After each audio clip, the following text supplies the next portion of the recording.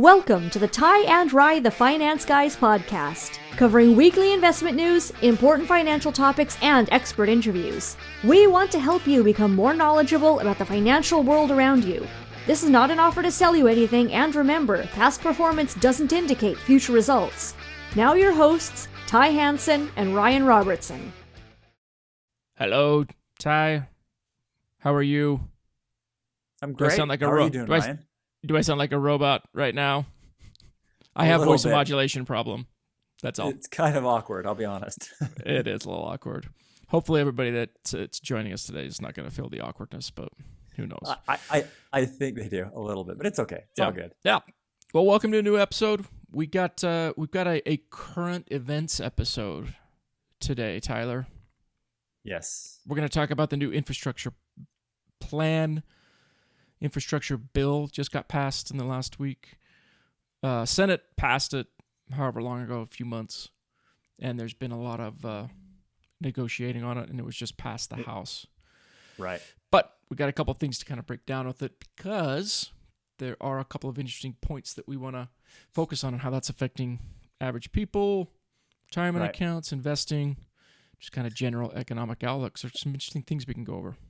For sure. And the big thing that, obviously the reason we want to dive into this, maybe it's, taxation and bills and politics. They're always never like the funnest thing to talk about. But I think we hear so much about it in the news. There's all kinds of stuff going around. And I talk to a lot of clients every day, right? Yeah. Lots of clients every day. Oh. Where it's like, hey, what is this going to mean for me? Can I still invest in my, IRAs, blah, blah, blah, blah, blah, right? So, yeah, there was a couple of those things going around because the bill has been split into two now. And so one was passed, the other one is still under negotiations. And, there's going to be some different effects because as we talk about it, right, with any spending bill, we talk about government is going to be pumping money out for something. The question is always what's it for? What's it going to be doing? And then obviously how's it going to be paid for, which are good questions. Well, and that's kind of the number one focus is, and I like this idea too, that let's dive into it on this podcast a little bit more because again, everybody's like, they're hearing, I'm going to have to all of a sudden pay a whole bunch more in my taxes. You know what I mean? And it's like, not necessarily. You know what I mean? Roth IRAs are going away. Right. Exactly. Yeah. Exactly. So, look, everything's on the table. All things are possible in a certain sense. Right. But there is a way to sort of work your way through some of this to really get at what's really going on because obviously politicians, let's just say, not the most honest people. Probably fair, right? Right. So you really got to dig deep to really find pretty credible and trusted sources. And you got to compare and contrast between those sources. And somewhere in there, you'll find some pretty objective information. Absolutely. But is tough. Even as you and I have kind of been diving a little deeper in preparation for this episode, it's like, man, there's a lot of, it's hard to find good information. You know what I mean? Even I feel like you and I have a good idea of where to go and find information about stuff in the market. So yeah. It's hard to find the right information and what's not being spun in a certain direction. Exactly. 100%. You gotta be careful about that. Right. Okay, let's just start off and talk about the two bills and really the basics of them. Because the number that we keep hearing or the number that was being thrown around is this $3.5 trillion spending bill. Right. But in reality, it was really two parts. There's the infrastructure bill, which is the one that got passed. Right. And infrastructure bill is much more dealing with roads, bridges, airports, communication, kind of the essentials backbone of the economy, essentially, like what everybody needs to use to conduct business. Right. Railroads, even like water. Yeah, exactly. Yep. Telecommunications. Right. improvement of broadband. public transit, stuff like that. Right. That's Exactly. the one that got passed, and essentially it's $1.5 trillion. Right. And we can kind of talk about some of the points of that, but there's not a lot on that is what it's being spent on. Although we do need to talk about that, but it's more of how it's being paid for. So that's the one that was passed. Exactly. The second one is the Build Back Better plan, and you can think of that a lot more in a social spending sphere. It has a lot more to do with things like the child tax credit, unemployment benefits, basically welfare-oriented spending. Right. I think you mentioned the one earlier when we were just talking before, the paternity, maternity leave payments. Yeah. Yep. That's kind of part of that one. And as you can imagine, the infrastructure bill had way less friction between both sides, whereas the Build Back Better has a lot more, because there's definitely some ideological arguments to be made on that one, which we're not going to get into, but that's why. Exactly. Well, and the one thing that's important to know too, so that's why so when you and I first started talking about this, I like how you really kind of talked about that, where I didn't realize that two had been broken apart for that reason. I mean, I try and stay up on these things as much as I can, but anyways, that does make a lot more sense, where it's like, okay, yeah, the infrastructure bill that's done, it's moving forward. It's like, yeah, I think we're all in agreement. Like, that, it makes sense. It's going to help make the country better. It's going to create jobs. It's going to help GDP and economic things keep moving. But yeah, there's just so many other pieces tied to that. Build Back Better, right? A lot of moving pieces. I will say too, I did notice that one thing that was removed from it, from the original language, is some of the college. I know there's a lot. That's a really heated topic as far as like the federal government subsidizing, forgiving student loans and subsidizing college and things like that. So that did change. Anyways, that piece did come out. But yeah, a lot more hullabaloo, if you will, a lot more bantering back and forth with the Build Back Better part of it. Hey, Ty, don't make this political. I think before we're done with this thing, we're going to be on a Democratic or a Republican soapbox in one way, shape, or form. So somewhere, somehow, I'm sure. Somewhere, somehow, we're gonna, no matter what, we're gonna piss everybody off that's listening. Either way, so let's just own it. Let's just own it and really go crazy with it. Mm-hmm. But let's talk about where the money's going, particularly in the infrastructure, because that's the one that's been passed. The other one, again, that's going to take a lot more work to get to that point, because they need some Republican support, and they're not getting enough at this point. So that's going to change. So we don't need to focus on that yet. But kind of in general, right, we've talked about the spending of this infrastructure bill. We're talking about roads and bridges. And I actually read a report maybe a week or two ago, and the National Engineering something. I'm trying to think of what the group's name is. That's a lively bunch of people. It's a lot. That's quite. If you want to be at a cocktail party, you go to the National Engineering. Are they like trained engineers, like little hats and stuff? Mm-hmm. Yeah. Nice. But it's like the engineers, like the structural engineers of America, like the whatever union or group they're part of. Sorry, I should have had the name ready. Anyway, they go through and they end up grading the infrastructure of different countries and how they operate, and what the grade they get. America's infrastructure grade's horrible. So, and we've been hearing this for quite some time, that there's just a lot of maintenance that has just not been done. What do they call that on a rent or on a property? The maintenance. Deferred maintenance. There you go. Yeah. There's a lot of deferred maintenance that just needs to be caught up on. So, and especially looking forward too. It's not just repairing stuff. It's like looking forward to a little bit better transportation systems, and then obviously with Biden in place, there's a lot of green energy type provisions. right? I think I saw one about like replacing school buses with more energy efficient stuff. So, nice. I mean, look, wherever you lie on the political spectrum, the government's job really is to do things that the private sector is just not going to do. Right. The private sector is not going to invest into roads unless they can tax you every time you use it. So it's just not one of those things that's effective. And this is kind of why it got better support from both sides, because we need it.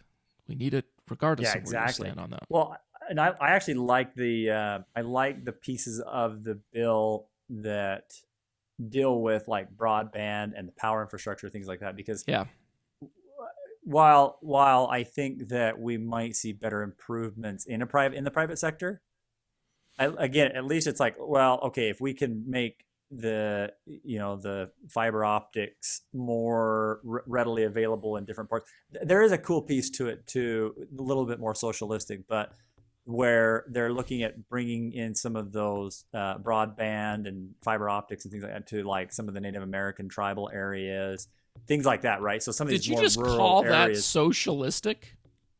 Yeah, absolutely. Like, no, that's definitely more socialistic to try and to give to these minority such a groups. Negative spin on it. I am such a negative spin on it. No, but okay. So whether it's socialistic or not, I don't care. But I like the idea that some of these more underprivileged or rural areas, places where we just haven't put any money into it at all. That's cool that those kinds of things are being thought about and put into place, and there's monies that are going there. So no, it's definitely important that wherever you're at, you can at the very least have some of these basic necessities that other people have. I think that's a really important part. Socialism, right there. Everybody has to have it, Ryan. You're a socialist. Comrade Robertson. You're trying to cover your bases. I get it. I am smart. Smart. Yeah, for reals, dude.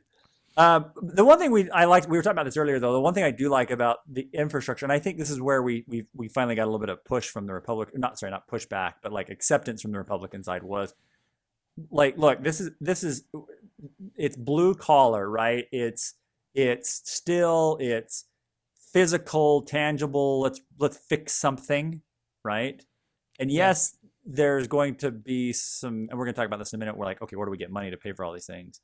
Yeah, there's going to be some costs and some things there, but at the end of the day, it's like, look, if you've got more jobs, if you can hire more people to go build these infrastructures, if you can give more contracts to construction companies, that keeps the economy humming, right? That keeps the wheels in motion. So I that piece we were talking about, I actually really like about the infrastructure bill. So yeah, well, the necessity is, again, going back to this thing, is that we would probably agree that we'd like the private sector to handle as much as the private sector can handle, right? Because people care about their business, they care about the bottom line, and so they're going to be efficient as they possibly can. But there's just all kinds of things that the public sector needs to come in and do, because that then supports that private sector. It's going to support entrepreneurs. It's going to support small business, because all of those amenities that we're talking about just put everybody in a better position, that from an economic standpoint, they can do better for themselves. And so, it's kind of a no-brainer, right? Some of the fine points are going to get argued about, but I think the overall general idea, most people don't disagree with that. Yeah. I do want to know one thing, though, from your standpoint with the infrastructure part of this. Sure. How much did you contribute to the Biden campaign last go around? I did the max. I really can see some of the true colors coming through. Man, I would never contribute to a party ever, unless like my life depended on it somehow. Because man, I cannot stand trying to be on one team or the other, because that's rough. Because I see both sides of it. I see the good and the bad out there, and it's just like I can't be on one team. because it just ends up you have to eat your words every 4 years. Yeah, you do. Well, actually, the thing that I hate worse isn't which team I'm on and immediately alienating certain members of my family, whichever side of the road or whatever party line you go. It's not that I'm so worried about. What I'm actually more upset about is the fact that if you give to anybody, now you're in their email system and phone system. So you're going to get all kinds of crappy emails from those political affiliations and phone calls. We hope we can get your support. And it's like, who the hell are you? I don't want to support. I don't know who you are. I'm not supporting you. Yeah. So I think we went I don't donate for that reason. 2 years ago, we went to New York and took my son there for his graduation. And somehow my phone number got into the New York City system, and I was getting texts to support so-and-so for New York City mayor. I'm like, oh, wow. Okay. Wow. Whatever. I'll support you. Whatever. Sure. I'll support you. Yeah. Whoever's opposite of the guy that's there now. Exactly. I was gonna say on this, how do you pay for this kind of thing?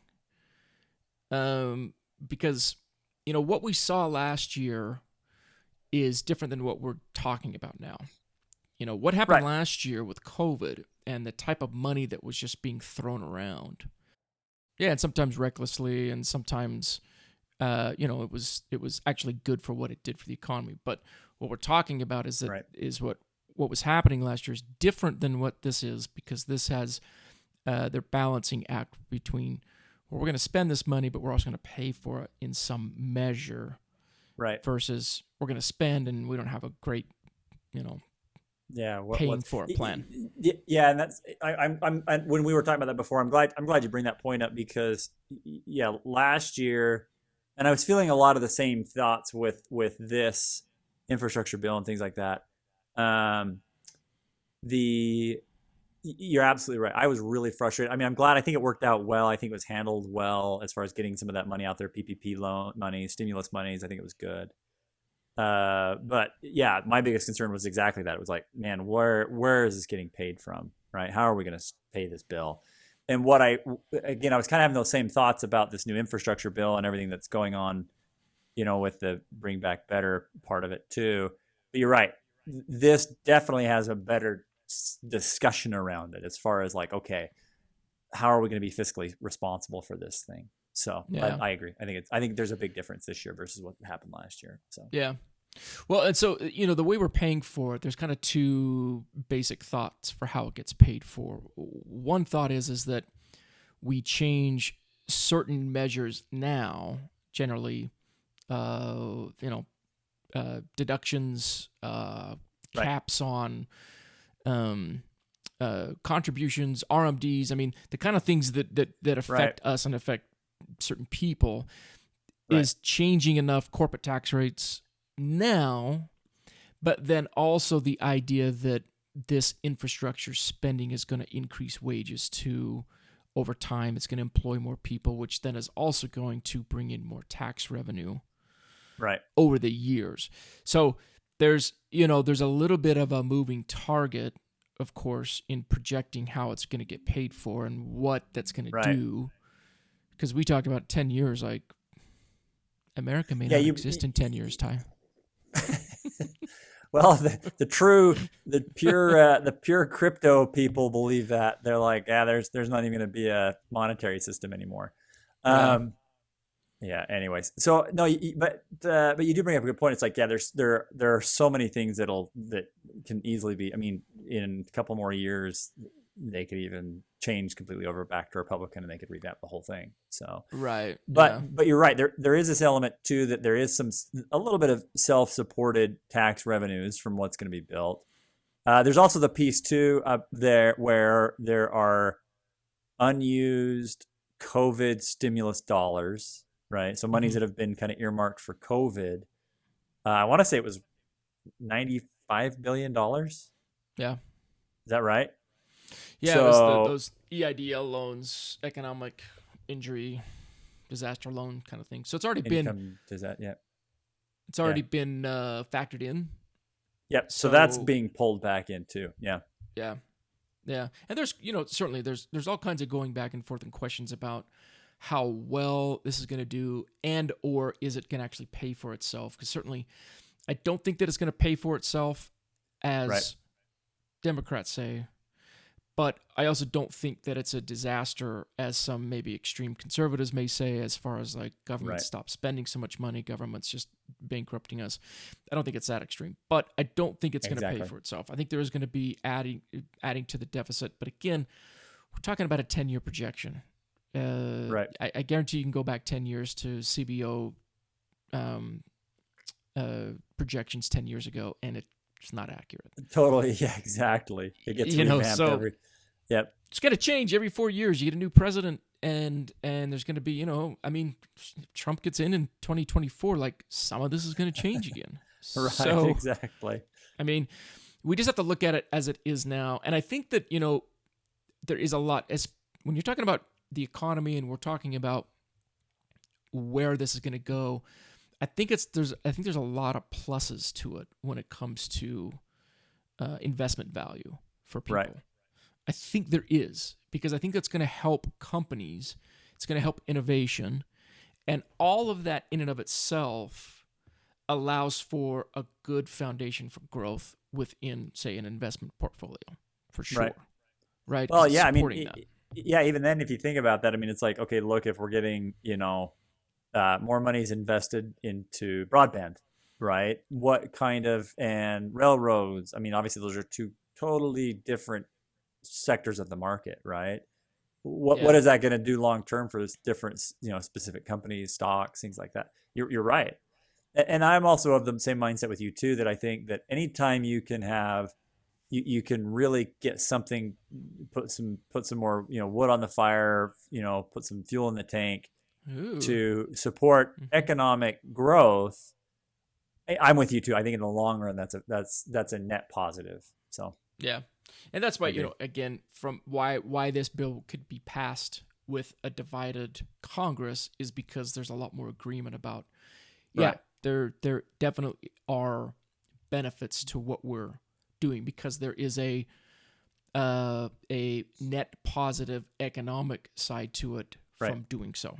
Right. Which is exactly then the reason why the other bill is going to have a lot more problems, because it's a bigger question as to whether or not that spending is going to actually produce this net positive to the economy. Yeah, good point. Because we were talking about that before. It's like, okay, if you give like part of that, some of the dollars going to like, maternity, paternity leave, things like that, giving more things back that are more, socialistic in nature, right?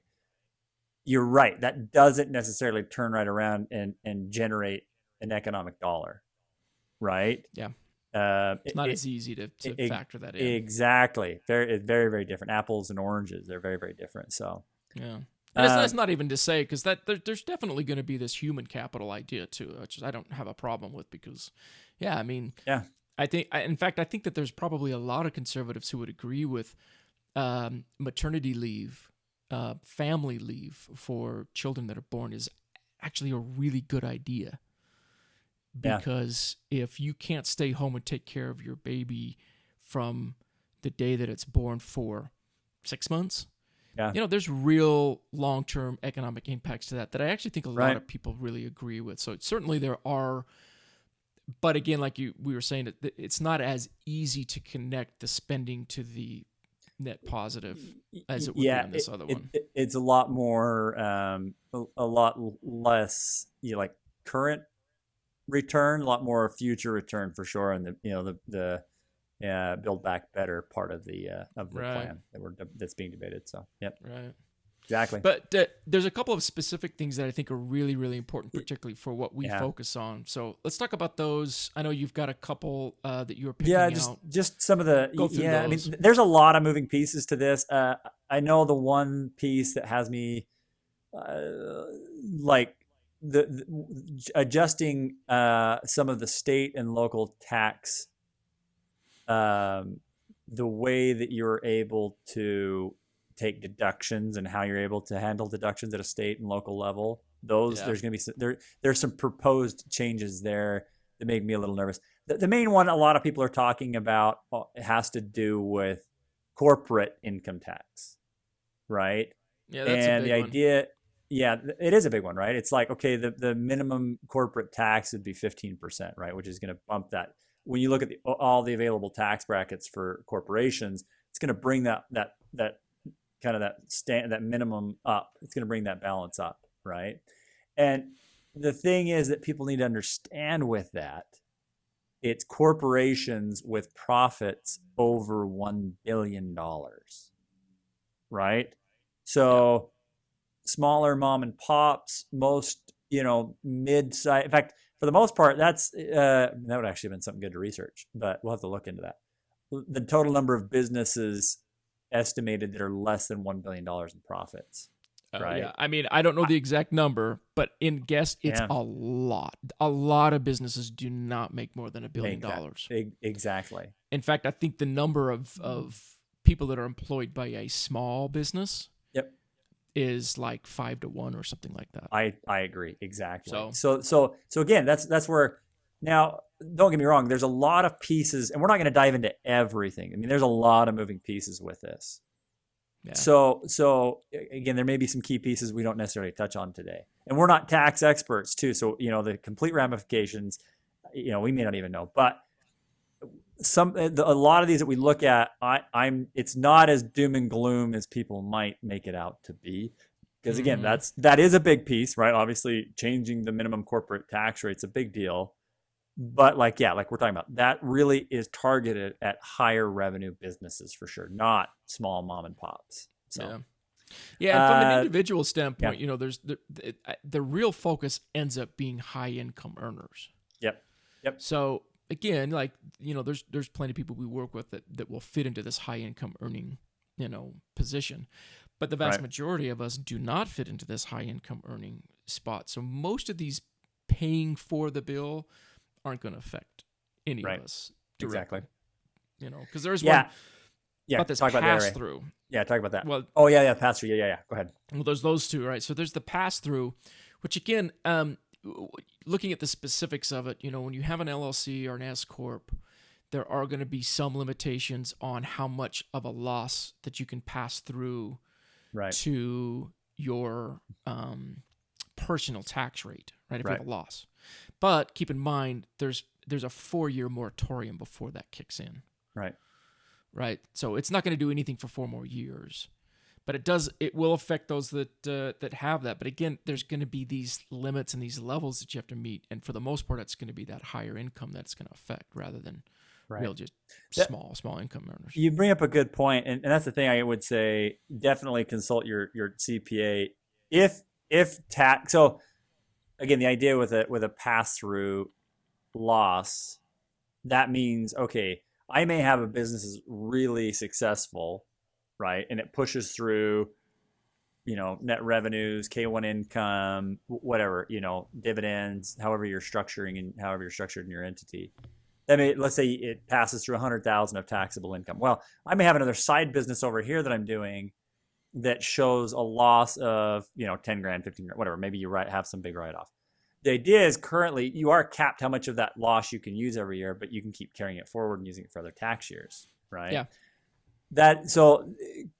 Yes, there's this moratorium, but definitely consult your CPA and figure out, okay, how do I want to most effectively use those? Because you're right. This is definitely one of those pieces that can have some implications on people, more, I think have a higher likelihood to impact our listeners than not. So right, yeah, good point. So I mean, that's obviously one, and then the other one is that IRA one that we talked about. Yeah, the IRA one. Yep. It has something to do with the limitations on, and again, large retirement account balances and the increasing of RMDs on those account balances.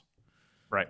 Yeah. Yeah. I mean, So RMD, required minimum distribution, when you are now, from most people, some of the older people, it was triggered at 71.5. Now it's just 72. So RMD states you have to take a certain percentage of the previous year's end of year balance. So whatever your IRA balance was on 12/31 previous year, you have to take so much out. Required minimum distribution, because the government just wants to start getting some of that tax revenue back. Yeah. Well, what this is now saying, what's proposed is if your IRA balance, let me double check, is it IRA balance 10 million or more? So if you have 10 million or more in those IRA accounts, right? And what's going to happen is that because it's a weird calculation, right? Because the older you are and the higher the balance, it's going to be a different percentage than somebody that's younger and has less money, right? So those balances. So basically, what they're saying is, if you've got more than $10 million, they're going to make you just take more monies out of the account, is what they're saying. Mm-hmm. Again, if you have more than $10 million in the account. So yeah, it's just these are a couple again, of those pieces. Yeah, and they want to pay for it, and obviously, if the more Democratic side of it's writing the bill, that's where they want to focus the attention on. Is going to be much more on high income earners, high net worth individuals are the ones that are going to need to, pay for it the most. And again, we can argue the pros and cons of that, but we will not. Right. We will not. One other thing too, along with this bill, besides the ways they're paying for it, they've actually added lengthened some tax credits that take away from it, which are kind of important too for a lot of people. You're talking about things like the earned income tax credit, right? Because earned income tax credit, that's just for people in that low income levels, and frankly, a lot of people that have those LLC corps that pass through losses. Oftentimes those, factor into that type of thing. So they're extending that. Now, granted, that's only extending it for a little bit and then it falls away. But then there's also the child tax credit, which is kind of factoring into the paternity leave and maternity leave on the other bill. But in this one, they're actually looking at doing this for the child tax credit, which is going to do the same sort of thing. It's going to extend this child's tax credit for those that have dependents. So there's a little bit of that in this bill and how it gets paid for, but that's how they're gonna do it.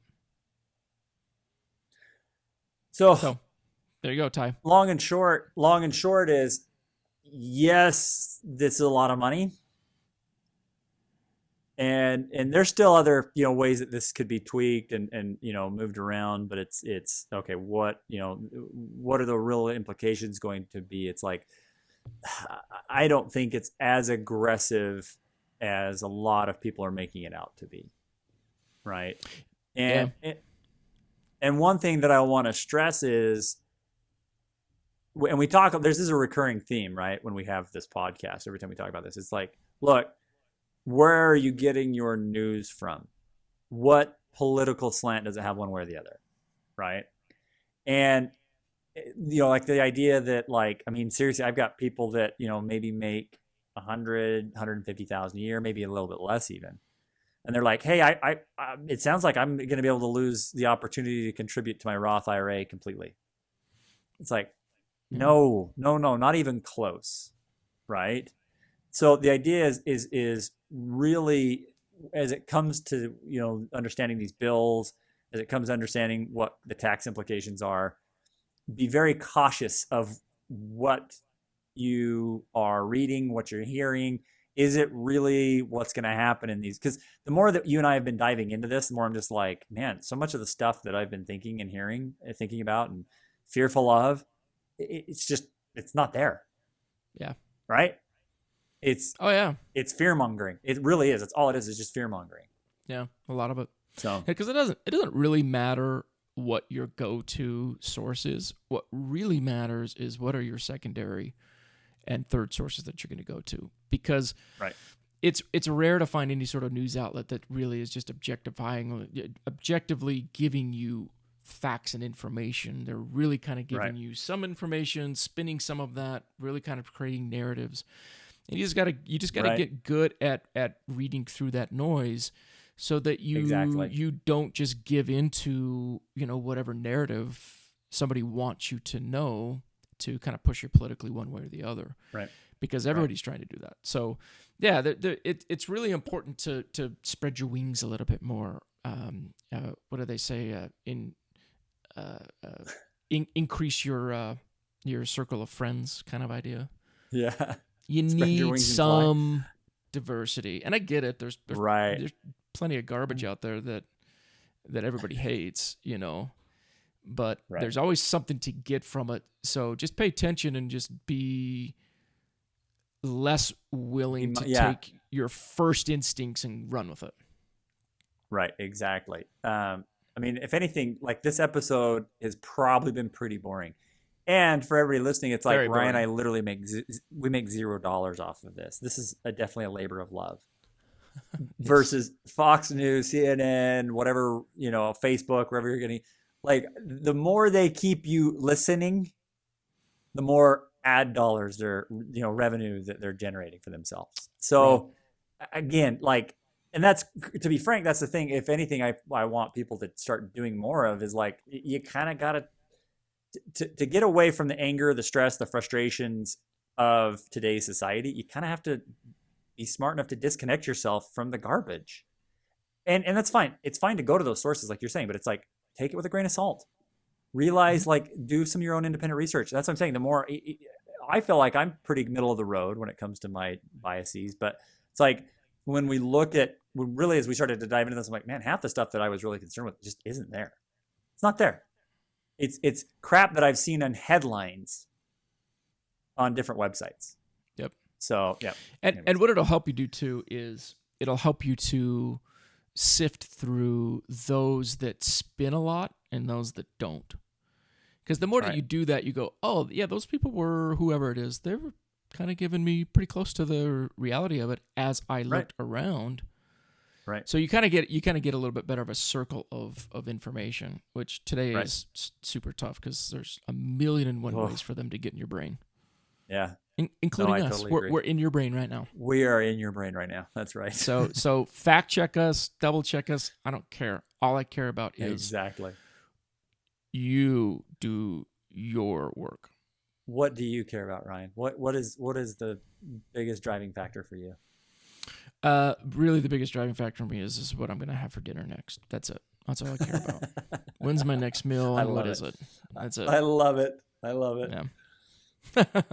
That's why you're a happy man. So, so if they do end up passing the Buy Back Better one, Biden back? No.